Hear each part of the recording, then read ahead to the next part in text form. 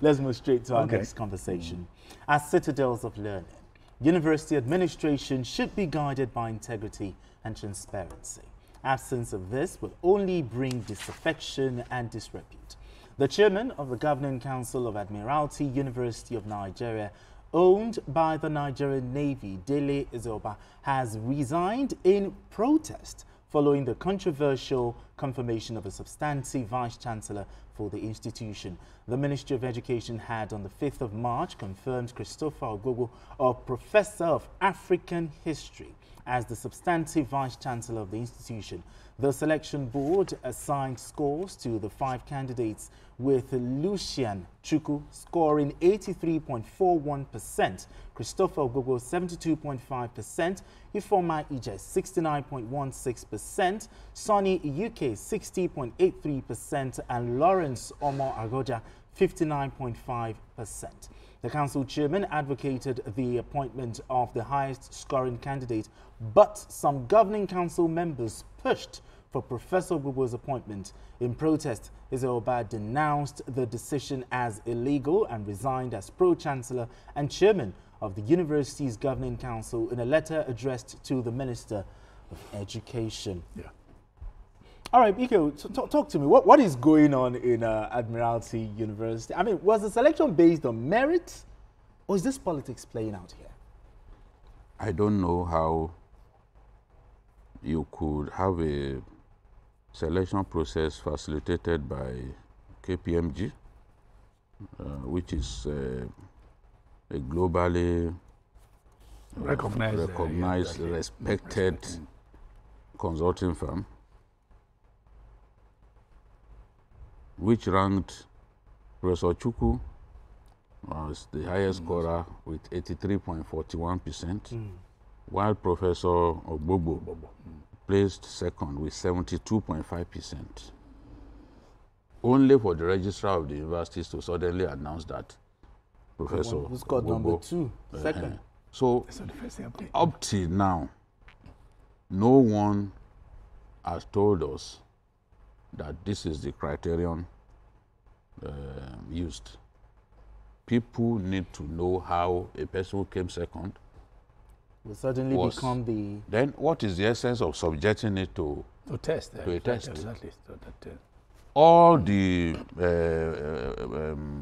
parameters that KPMG set, Professor Chukwu stood out. Was ahead. And look at the gap. In terms of the shortlisting, the written test, and the oral interview.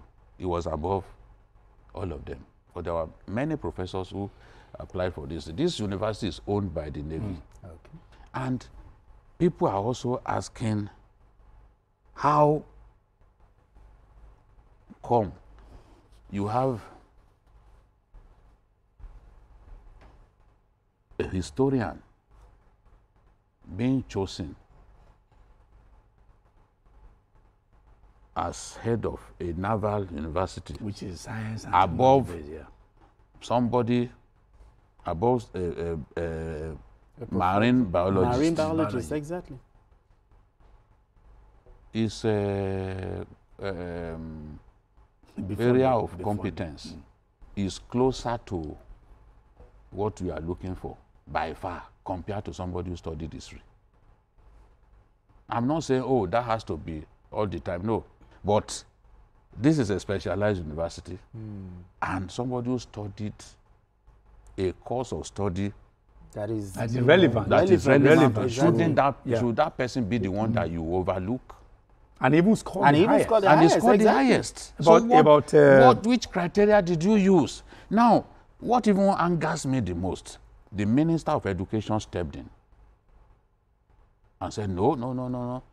We can't have a situation in which merit is brushed aside. He halted the selection process. And we all felt, okay, he was going to redress the anomaly. Just as Mr. President redressed the anomaly in the University of Abuja and this university in the southeast.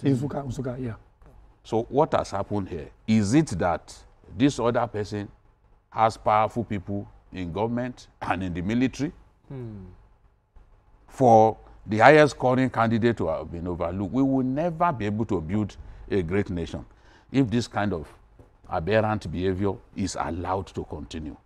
People must be given the opportunity to serve. Once they have met the criteria, if you set an examination for journalists, and one journalist stood high and above others, you must make that person, you must give that person the job. That's how we can build a good nation. Nepotism will never take us anywhere. Tribalism will not take us anywhere. We will just be looking at Nigeria and we will continually get angry that our country is not where it should be. It is this kind of bad behavior that leads to the country not getting to the promised land. Goodluck Jonathan said, oh, my generation has failed Nigeria. Yes. We didn't take Nigeria to the moon. Is it just the moon? They don't even take Nigeria to the Atlantic. The moon is far away. The moon is far away. So how can they need to let us know? Then when the minister then intervened, suddenly again they went ahead. I was surprised at the turnaround. So what was the essence of his intervention? Exactly. What was the essence? So maybe Professor Chukwu didn't have a stronger backing, big people in the military and in the civil service, the federal government, who will have put their foot down to say, no, enough. This is what we want. And another thing that bothers me, Charles, is the regularity with which this thing is happening now, especially in the universities. I think what's going on? What is in the universities that we keep having this problem? Within the past 3 months, about 2 months, 3 times in a row. But what is going on? There are some people who are supporting this decision. Even like the ASU president. Exactly. For instance, the minister will be prevailed upon now the way it seems. I mean, that's what's an aberration. The ASU president also said that, the University Act did not stipulate that the best candidate should be appointed as VC. Oh, no, come on. Okay. For people who talk like this, that, the most qualified is not necessarily the person that should give the job. But so you can see the way they now couched it. They now couch it as, okay, that this person is the most eligible. But eligible, how do you get eligibility? The most eligible may not actually be the most qualified. But in setting, in stipulating that an examination, a test has to be and you don't have to score less than 70% for you. What are you asking for? Was it not to arrive at eligibility? Exactly. But I think the very moment, when they have about 50 applying, then they scaled it down to 5, right? The very moment you had a history amongst the other science-oriented, I knew there was a problem. No, listen. Now, the Lucian is sciences. The man the one from Delta State, science. All the 5 of them, 4 of them are from the sciences. Only one history. Yes. Number 1. And that's the person who has prevailed. So, that's number 1. Number 1 clue. Number 2 clue is that these two, the two top ones, Lucian from the University of Lagos, Ogobo is from UI. Is it likely that there is esprit de corps? There are people who are UI or UIs who are behind the scene and say it must be UI. Do you understand what I'm saying? Because even the emergence of a historian amongst sciences. Do you know what is also going on in our universities now? And it's a big disgrace. When we were growing up, during our own days, you don't have to come from that catchment area. Yeah, exactly. Oh, come on, it's happening now. Yes, but it's happening now. Somebody, Adamu Beki, was VC in Uniben. I remember exactly. Yes, you remember now. Also, yes, exactly. I think they even named one road. Exactly. They named one road after exactly. him. The name was synonymous with the Uniben. Yes. I remember. I was in those days we used to. They will have them we stay even for a knew while. the names of all the VCs in Nigeria. Yes. Universities were not this many. I remember. In social studies, we even recite VCs. So, it was there. You know all of those. I agree with you. Ya Abubakar, all of them. Yes. Ango Abdullahi, I know that. So today, there is no way an Ango Abdullahi or Adamu Beki or Ya Abubakar can go and be visiting in Uniben. Oh, I but they will insist that it has to be somebody from Edo State. From either Edo State or a state around them. Let me quickly say this. Sorry, things have changed. There's one that happened in UI. Sorry for cutting it. Now there's somebody, not because he's from my place, someone. He was, they have a way to rank them from administration and all that. Okay. He was next, but they said when they told him, they said, "You think this is Edo State? If you want to be VC, I mean this is UI. Thank God this is international TV. It happened in UI. They say if you want to be VC, you have to go back to Edo State. I mean, why? Even if you want to look at Edo State was formerly West. If you want to look at catchment, Edo is a catchment area to West because we were formerly Western region. Yes. But if you want to be Midwest, from West to Midwest, and before I bend it and then do that. If you want to be VC, go back to Edo State, right there. Is it possible? Have you ever heard, as you said, an Igbo man, a Yoruba man in Igbo University in Southeast as VC, or vice versa, as you said, Adamu Bake, possible in Ekiti State these days? It's not likely. No. So that's tribalism, ethnicity.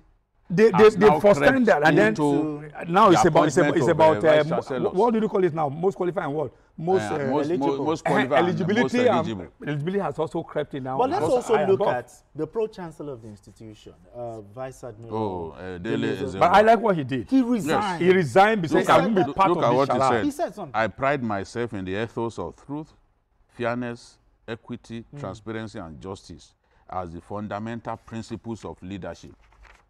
As the fundamental principles of purposeful leadership. So he said he will not be part of this charade. I won't be part of it. How can you preside over? Is the pro-chancellor. He could see clearly that it was Chukwu that won. And they all sat down to agree on the criteria. Won. You got KPMG to institute a criteria. The stipulations were put in place by KPMG. For transparency. Transparency and at the end of the day, you now subvert all of that. Come on. And bring somebody who didn't come history. And what kind of a country is this? But I heard that the ASU president said that the pro-chancellor has no authority to challenge the council's decision. No, this is part of the rot in the university system we're talking about. Is the pro-chancellor not part of I'm surprised. Pro-chancellor. He said the pro-chancellor does not have the right it's part of the... Okay, is he not the head of the board or something? Exactly. So why would you say somebody who leads a board has no right to challenge? The question to ask whoever says of course, some of them in ASU, they are like politicians. They are like politicians. So I do not take seriously some of the things that they do. We have emergency activists these days. Everybody calls himself accidental activists. Accidental activists. The way Erufai called himself accidental public servant. But when he said that, the former governor of Kaduna State now said, no, you are accidental politician. That's the man who was deputy to Yakowa. Okay, Yakowa. And later became the governor after Yakowa died in that plane crash. Yes. So he said, no, you are accidental politician. So accidental ASU members are there. So we should ask him, why did they set criteria? That criteria, if they were not going to follow it. And they said not lower than 70%. You now, they sat down, they did an exam. Somebody now trounced them all. With a hefty gap. Trounced them. Healthy gap. You now say that. So why did you should just have unpick, and then we should not be discussing this one right now. And we have these things have happened. Mr. President has had to intervene. We had this back and forth over University of Abuja. And the person that they brought did not have the experience and all that. that she was young, didn't have experience, that she was not the best for the job. And they had to remove her. Same thing in Nusuka, they had to So the thing is, how many more universities are we going to have this problem? Do we also have the president also coming every time? So the president mechanism. The president should be able to trust people that he has given a job. The people that he has given a job to do. And the minister needs to stand firm where necessary.